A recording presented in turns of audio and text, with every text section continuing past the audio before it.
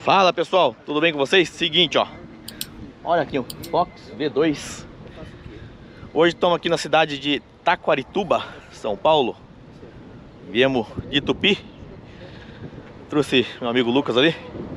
Ele vai dar uma instrução pro rapaz aqui, fazer um voo pro rapaz ali no Fox V2. Deixa o seu like aí, se inscreve no canal se não é inscrito. Acompanhe então o vídeo, beleza? Ou 2, 3 vezes por semana você vier e começar a correr. O certo é sempre finalzinho do dia. A ideia é bem mais calma, né? Todas as 6 horas da tarde.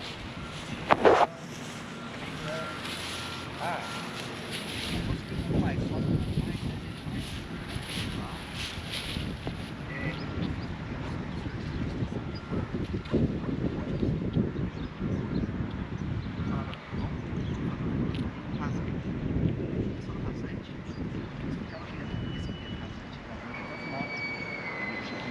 Olha o motorzinho do Fox V2, pessoal. Motorzinho bicarburado, né? Esse daqui é com uma vela por cilindro 503, né? Montado invertido. A bateria do bicho ali. Você fala assim, não, arredonda. Então tem que segurar. Tem coragem, hein, comando?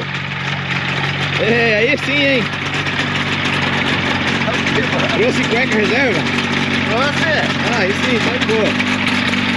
Bonito aqui, rodando. Vou tentar dar uma.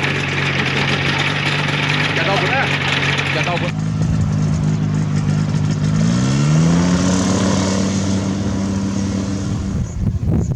Saiu do chão.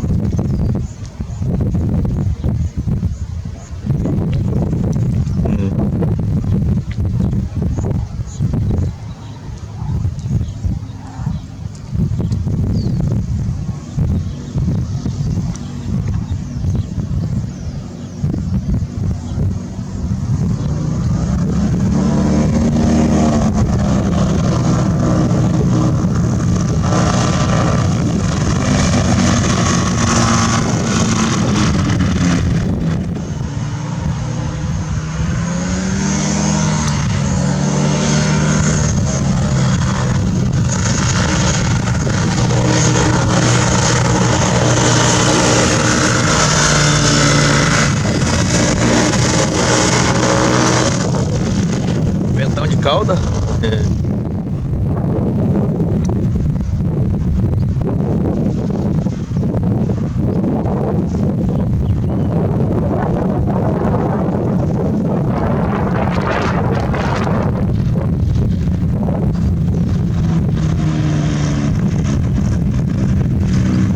Força faz, né?